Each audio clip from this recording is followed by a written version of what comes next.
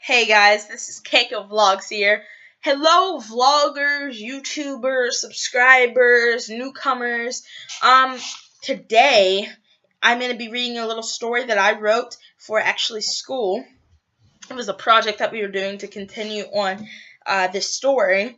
So you guys won't really understand, but basically there's three people.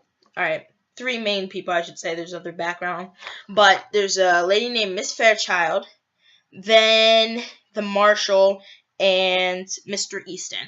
Mr. Easton is being brought in because he counterfeit money, and this is like back in the 1900s. He counterfeit money, and the marshal is bringing him in, and Miss Fairchild is an old friend of Mr. Easton, and they see each other on this train, and he's handcuffed to this marshal, and the marshal is nice enough to let Mr. Easton pretend to be the police officer so that he's not embarrassed and has to tell Miss Fairchild that he's being arrested for counterfeiting money. And they were like they were old lovers, so they were in love before, but they never got together because Mr. Easton thought he wasn't good enough for her because he needed money, which is one of the reasons why he counterfeited the money, is to get her.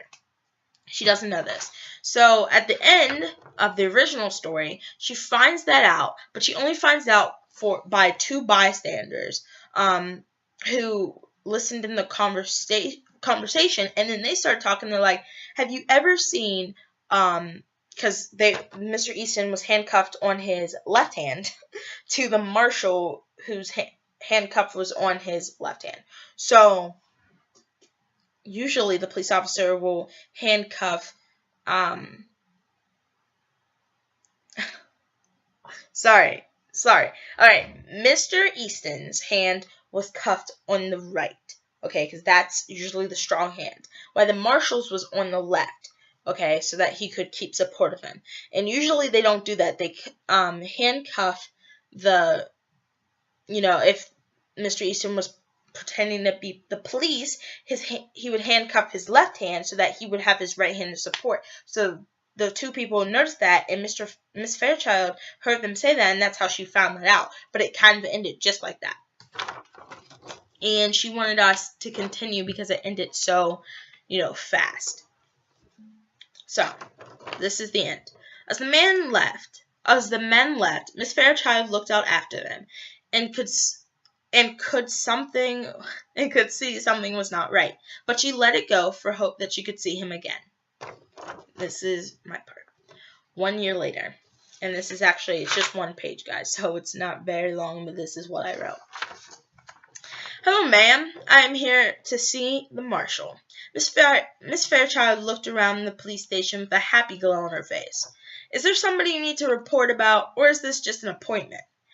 The marshal and I go way back. He's an old friend.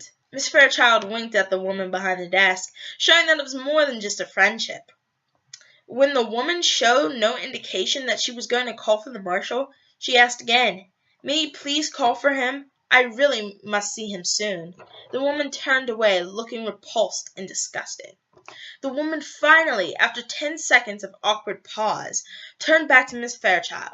She smiled arrogantly and sweetly, then said, I do believe he is busy now. Can I take a message?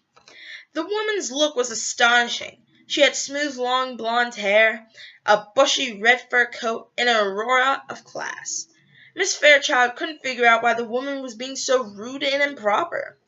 Then Miss Fairchild said, Well, ma'am, can you please call and figure it out? You don't want me to tell your boss about this inhospitality, now do you?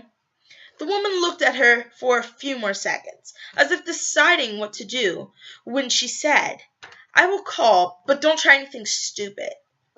We see you all over the prisoner's walls. It was the only thing he was allowed to keep. All Miss Fairchild could do was look bewildered. Not once in her life had she known a prisoner except for her father, but he died last year.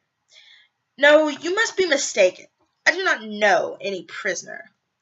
Miss Fairchild heard the woman mumble something, but before she could figure out what it was, the woman had turned and called the marshal. He will be down here in a minute, but he doesn't seem to remember Miss Fairchild, the woman said in a smug tone. Miss Fairchild was about to protest, but then the marshal came out. He was the same man that her beloved Easton had said he was taking to jail. "What are you doing here? And where is Mr. Easton?" The woman looked up and said, "I thought you didn't know anyone in jail. And please don't talk to my husband like that." The woman's cheeks were red, but she looked satisfied that this woman did not know the marshal. "Ma'am, 1 year ago from today, I took Mr. Easton in jail for counterfeiting." When Miss Fairchild had a look of puzzlement on her face, he continued, "I remember you now. You were on the train too. I'm sorry, but Mr. Easton is in jail. But I can bring you to him." "Well, why don't you just do that?" Miss Fairchild was furious that they were saying her beloved was in jail. When they got to the jail, she saw him before he saw her. She backed up to where he could not be able to see her and said, "Please take me home. I don't want to see him, for that will make us both sad." The marshal nodded and took her into the now beginning rainfall. From there, she cried all the way home. So if you guys didn't understand that, basically, a year later after this train infraction or whatever, she sees Mr. Easton, okay, on the train or whatever, and she was flirting with him, saying that she'll be back or whatever, and now she goes to the police office to see this marshal who she thinks is her beloved Easton. She talks to the lady behind the counter. The lady's being really rude.